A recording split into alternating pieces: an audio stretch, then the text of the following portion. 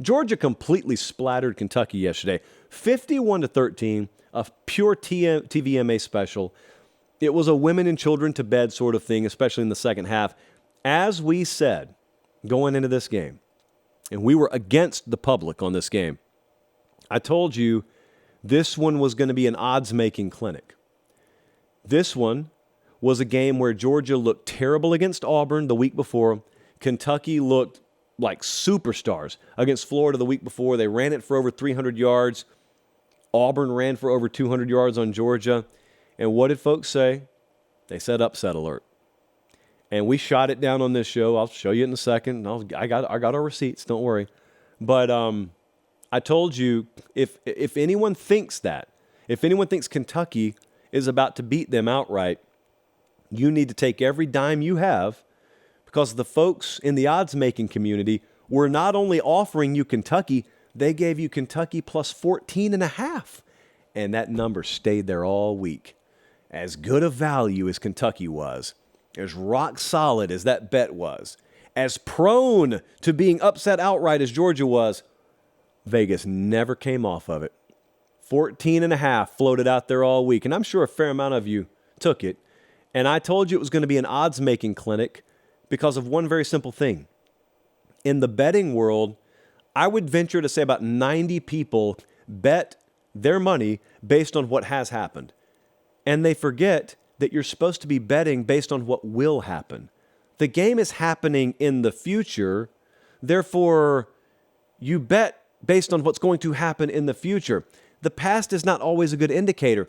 If you properly weight things that have happened in the past, it's a good indicator. For example, you ever seen Kirby Smart's teams be run on like that 2 weeks in a row?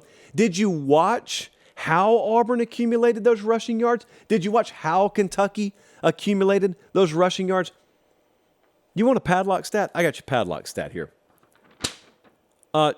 Kentucky had 55 on the ground yesterday. 300 plus the week before, 55 on the ground. So, Colin, let's just go ahead and do the people the good service of reminding them what our thoughts were on this one.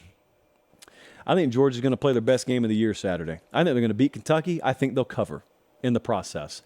And I'm really high on Kentucky. I just think that you beat Florida last week, and that was wonderful. Georgia struggled against Auburn, and that is not wonderful for them. They're coming home. They don't have a loaded home schedule at all, and those season ticket holders are none too pleased about it. But all of a sudden, you're tossing them a top 20 matchup out of nowhere, and you're doing them the benefit of getting hyped up because you just beat Florida. And you're coming in probably playing a style of ball very conducive to this Georgia defense shining against you. And I think that there is probably more to be had through the air against Kentucky's defense than at first glance we see. I think Georgia's actually going to figure out a way to win and cover. There it is. There's the boom balloon. You know what Carson Beck did last night? He threw for 389 through the air. That's how vulnerable that Kentucky secondary was. Carson Beck was under duress a lot of the night, too. 4 touchdowns. Georgia had a 32-12 first down edge. They had a 608 to 183 yardage edge. Consider this our Sarah McLachlan special. 51-13 final score. And like I said, they held that vaunted Kentucky rushing attack to 55 yards. 55. All of them padlock stats. Georgia scored on their first 6 possessions, which I think is actually the most important stat of this game, because they have been the slowest starting, potentially elite team in college football this year. And they scored on the first 6 possessions. Kentucky only had 2 drives of 6 plays or more this entire contest. So, what do we think about Georgia?